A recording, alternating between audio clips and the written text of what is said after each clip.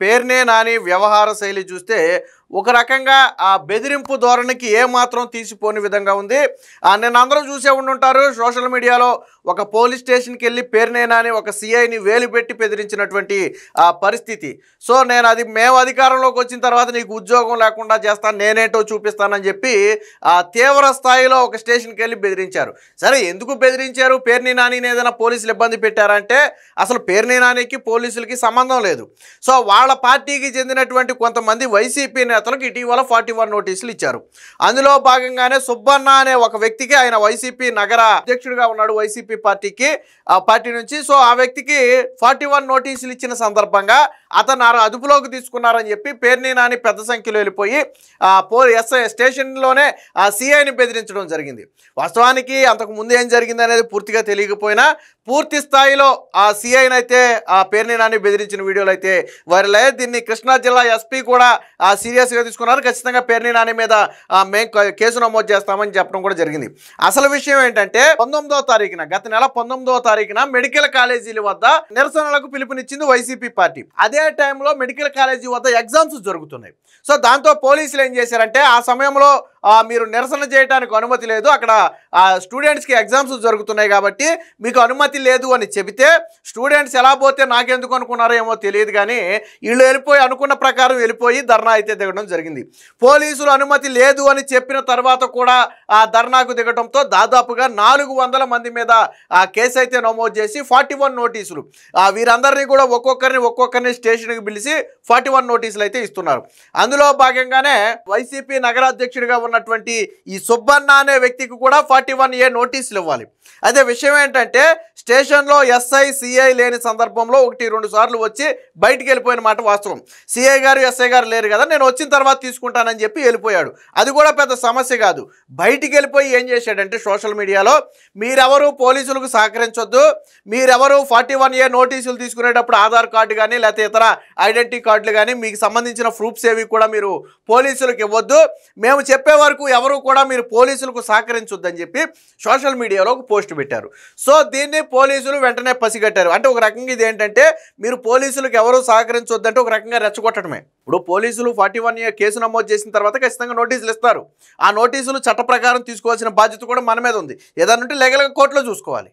So ఎప్పుడైతే మీరెవరూ కూడా పోలీసులకు సహకరించొద్దు, మీరు 41A నోటీసులు తీసుకోవద్దని సోషల్ మీడియాలో పెట్టారో పోలీసులు దీన్ని సీరియస్గా తీసుకుని ఈ సుబ్బన్న అనే వ్యక్తిని వెంటనే స్టేషన్కి పిలవటమే కాకుండా అదుపులోకి కూడా పోలీసులు తీసుకోవడం జరిగింది, అరెస్ట్ చేశారు.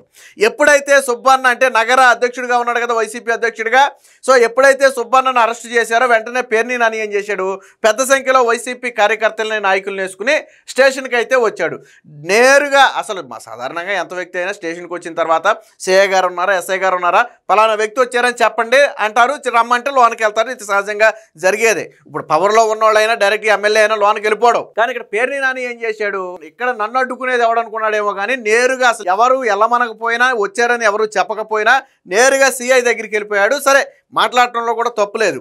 ఈ మాట్లాడే సమయంలో సిఐ మొహం మీద ఏలు పెట్టి బెదిరించాడు తీవ్ర స్థాయిలో. ఒక రకంగా ఏంటంటే నీకు ఉద్యోగం లేకుండా చేస్తా, నేను వచ్చిన తర్వాత నీకు ఉద్యోగం లేకుండా చేస్తా, తమాషాలు చేయొద్దని చెప్పి తీవ్ర స్థాయిలో హెచ్చరించే సిఐ కూడా అదే స్థాయిలో రియాక్షన్ ఇచ్చారనుకోండి. దానికి సంబంధించిన వీడియో ఉంది, ఒకసారి చూడండి. ఈ విజువల్స్ కూడా దానికి సంబంధించినవి ఒకసారి చూడండి. చూడండి ఒకసారి.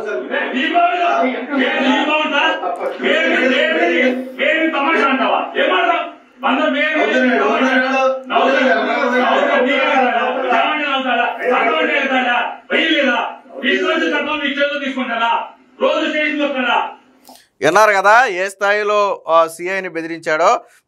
ఇదే క్రమంలో చూడండి సిఐ మీద 1-2 సార్లు మొహం మీద ఏలు పెట్టి బెదిరిస్తాడు. చూడండి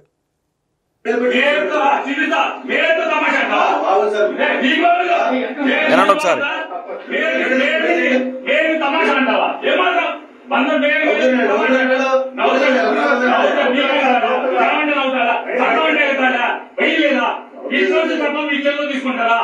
సో ఇది వాస్తవానికి పోలీస్ స్టేషన్లో ఇలాంటి అరుపులు కానీ విధి నిర్వహణలో ఉన్న పోలీసుల మీద ఒత్తిడి తీసుకురావడం కానీ ఖచ్చితంగా ఈ తప్పే.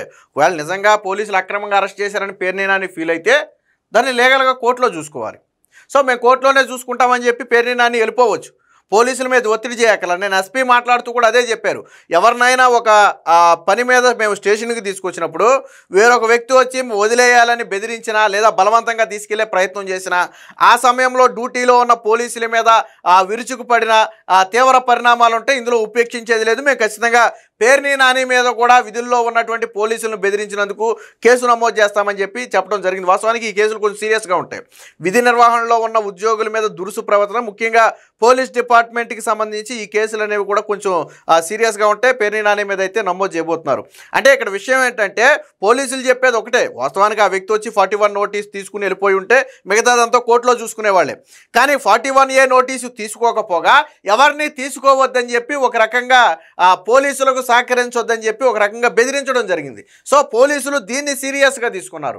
వాస్తవానికి పేర్ని నాని వచ్చేంత అక్కడ హడావిడి చేయాల్సినంత అవసరం కూడా లేదు. వాళ్ళు ఏదన్నా ఉంటే లీగల్గా చూసుకోవచ్చు. మళ్ళీ ఇదే పేర్ని నాని ఏమని అడుగుతాడు, మమ్మల్ని ఉరిదీస్తారా, మహా అయితే ఉరిదీస్తారు, తీయండి, ఎంతమందిని ఉరిదీస్తారో తీయండి అని చెప్పి ఇదే పేర్ని నాని మాట్లాడటం. ఏమన్నాడు పేర్ని నాని, ఏమన్నాడు చూడండి ఒకసారి. మా వాళ్ళనే అరెస్ట్ చేస్తావా, వదలకపోతే తీవ్ర పరిణామాలు ఎదుర్కొంటావు, మేము అధికారంలోకి రాగానే ఉద్యోగం లేకుండా చేస్తా.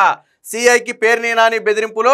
మా పార్టీ నేతల్ని అరెస్ట్ చేస్తావా, మేమంటే భయం లేదా, మేయర్ అంటే లెక్క లేదా, నీ అంతు చూస్తా, మేము అధికారంలోకి రాగానే నీకు ఉద్యోగం లేకుండా చేస్తా, మా వాళ్ళని వదిలేయకుంటే తీవ్ర పరిణామాలు ఎదుర్కొంటావు, మీకు వేలు చూపించే మాట్లాడతా, ఏం చేస్తావు, మా వాళ్ళని ఉరేస్తావా, మహా అయితే వారం రోజులు సబ్ జైల్లో పెడతావు, అంతే కదా, తరువాత మేమేంటో చూపిస్తాం. ఇది నిన్న పేర్ని నాని అక్కడ స్థానిక సిఐతో మాట్లాడినటువంటి మాటలు.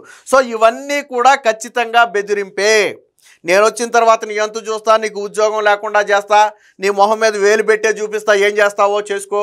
ఇవన్నీ కూడా పోలీసులు అంటే బేసిక్గా పేర్ని నాని ఇంకా తానే మంత్రిగా ఉన్నాను అనుకుంటున్నాడో లేకపోతే వైసీపీ పార్టీ అధికారంలో ఉందనుకుంటున్నాడో తెలియదు, కానీ వాళ్ళకి అప్పుడు అలవాటు. సాధారణంగా వైసీపీ పార్టీ అధికారంలో ఉన్నప్పుడు కూడా చేసింది అదే. ఎవరైనా పోలీసులు వాళ్ళ సహకరించకపోతే ఆ రోజు పదవులు ఉండేవాళ్ళు కాబట్టి పీకి పడేసేవాళ్ళు. ఇప్పుడు పదవి లేదు కాబట్టి పీకలాగే బెదిరిస్తున్నాడు. సో అంటే వైసీపీ నేతల ధోరణి మాత్రం మారలా, అదే ధోరణి. గతంలో కూడా మీకు గుర్తుందో లేదో, వైజాగ్ ఎయిర్పోర్ట్లో జగన్మోహన్ రెడ్డి అడ్డుకున్నప్పుడు పోలీసులను అదే స్థాయిలో బెదిరించాడు. ఏమని, 2 ఏళ్ళు గుర్తుపెట్టుకో, నేను ముఖ్యమంత్రి కాబోతున్నా, వచ్చిన తర్వాత నీ అంతు చూస్తానని చెప్పి జగన్మోహన్ రెడ్డి బెదిరించాడు. గతంలో ఒక సందర్భంలో రోజాని పోలీసులు అదుపులోకి తీసుకున్న సందర్భంలో కూడా ఇదే జగన్మోహన్ రెడ్డి అదే మహిళా సిఐ మీద, ఒక మహిళా సిఐ మొహం మీద ఏలు పెట్టి తిక్కగా ఉందా, మేము వచ్చిన తర్వాత మీ అంతు చూస్తామని చెప్పి నేమ్ ప్లేట్ కూడా చూసినటువంటి పరిస్థితి. అంటే వైసీపీ నేతలకు ఈ బెదిరింపులు అనేది సహజం. అంటే వైసీపీ నేతల స్వతహా ఇదేంటంటే పోలీసులను బెదిరించడం, అంటే బయట చేసే రౌడీయిజాన్నే పోలీస్ స్టేషన్లో కూడా చేయటం. ఒక రకంగా నిన్న పేర్ని నాని చేసింది ఏంటంటే పోలీస్ స్టేషన్లో రౌడీయిజం, గుండాయిజం చేశాడు. ఈ స్థాయిలో పేర్ని నాని ఇది అవ్వాల్సిన అవసరం లేదంటే పోలీసులు మమ్మల్ని ఏం చేయలేరులే. పేర్ని నాని ధైర్యం ఏంటంటే పోలీసులు మమ్మల్ని ఏం చేయలేరు. ఇదే పేర్ని నాని తీసుకెళ్ళిపోయి లోపలేసి కొన్ని రోజులు జైల్లో ఉంచితే అప్పుడు మిగతా వాళ్ళకి భయం వస్తుంది. ఎందుకంటే పేర్ని నాని అంతటోనే తీసుకెళ్ళి లోపలేసారా బాబు, మనమైనా కుదురుగా ఉండాలని చెప్పి. అంటే అక్కడ ఉన్న వాళ్ళందరూ కూడా అదే స్థాయిలో, పోనీ ఎవరైనా పేర్ని నాని ఎగురుతుంటే ఆపే ప్రయత్నం కానీ ఇంకోటి కానీ చేశారా అంటే అందరూ దానికి మించిన స్థాయిలో మాట్లాడతారు. సో దీనికి నిన్న ఎస్పీ కూడా స్పందించాడు. ఒకసారి చూద్దాం. మెడికల్ కాలేజెస్ రిలేటెడ్ ఒక ధర్నా అయినప్పుడు దానిలో జరిగిన చట్టపరమైన వైలేషన్స్ కి సంబంధించిన కేసు ఒకటి ఉంది.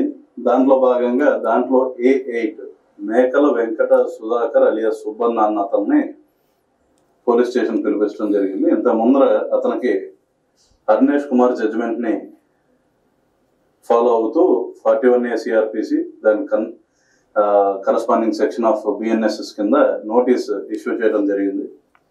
అయితే నోటీస్లో కండిషన్స్ అతను ఫాలో అవ్వకపోవడం, నోటీస్లో ప్రిస్క్రైబ్డ్ చేసిన తేదీ రోజు అతను విచారణకు హాజరు కాకపోవడం వల్ల అండ్ ఫర్దర్గా it has come to our notice.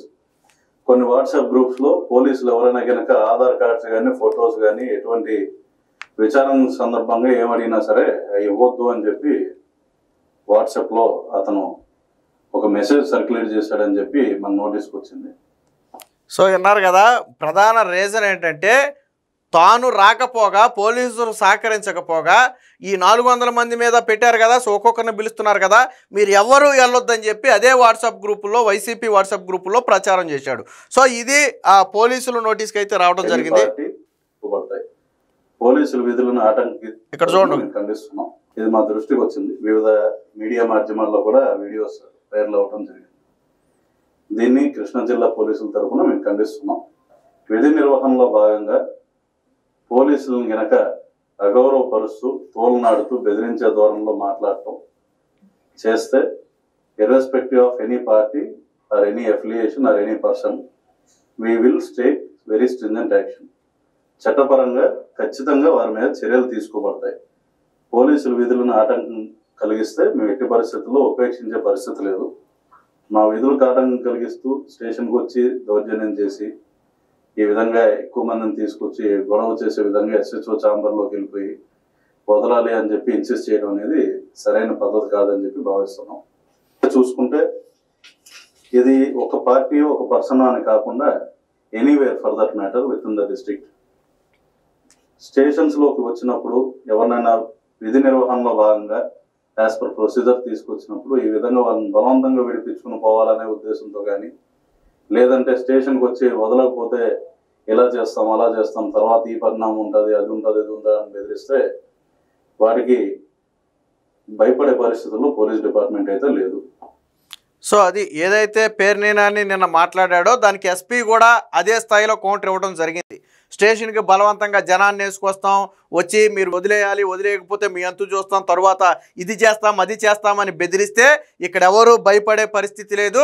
అదే సమయంలో పోలీసుల విధి నిర్వహణకు ఆటంకం కలిగించినందుకు ఖచ్చితంగా వారి మీద స్ట్రిక్ట్ యాక్షన్ తీసుకుంటాం. అది పార్టీతోనో వ్యక్తితోనో హోదాతోనో ఎటువంటి సంబంధం లేదని చెప్పి నిన్న కృష్ణా జిల్లా ఎస్పీ కూడా అదే స్థాయిలో పేర్నేనానికి అయితే కౌంటర్ ఇవ్వడం జరిగింది. ఏదేమైనా మొత్తంగా పేర్నేనాని వ్యవహార శైలి ఎంటైర్ పోలీసు వ్యవస్థ మొత్తం కూడా తీవ్ర ఆగ్రహం వ్యక్తం చేస్తుంది. ఇదే సమయంలో వైసీపీ నాయకులు కావచ్చు, వైసీపీ సోషల్ మీడియా కావచ్చు దాన్ని హీరోయిజంగా చూపించుకుంటున్నారు. హీరోయిజం అంటే ఏంటి? పోలీస్ స్టేషన్కి వెళ్ళిపోయి సిఐ మొహం మీద వేలు పెట్టి నేను అధికారంలోకి వచ్చిన తర్వాత నీ అంతు చూస్తానంటే అది హీరోయిజమా? పోనీ అక్కడ ఏదైనా పోలీసులు తప్పు చేస్తుంటే దాన్ని లీగల్గా మీరు సరిపెట్టుకోవాలా, లీగల్గా సెటిల్ చేసుకోవాలా. లీగల్గా మీరు కేసు గెలిచిన తర్వాత పోలీసులు చేసిన తప్పుని మేము కోర్టులో గెలిచామని చెప్పుకోవచ్చు. అక్కడ న్యాయస్థానం అనేది ఒకటి ఉంది. కానీ న్యాయస్థానాలతో పని లేదు, పోలీసులతో మాకు పని లేదు, చట్టంతో మాకు పని లేదు, మేము అనుకున్నదే జరగాలి, మేము రాజకీయాల్లో ఉన్నాం కాబట్టి మేము చెప్పిందే శాసనం. మీరు ఏం అంటే మర్డర్లు చేసినా, మానభంగాలు చేసినా, లేకపోతే దౌపిడీలు చేసినా, దౌర్జన్యాలు చేసినా మా వాళ్ళని ఏం చేయకూడదు, రాజ్యాంగానికి లోబడి ఏ పనులు చేయకపోయినా మా వాళ్ళని ఏమనకూడదు. ఇది వైసీపీ పందా, ముఖ్యంగా పేర్నేనాని వ్యవహారం.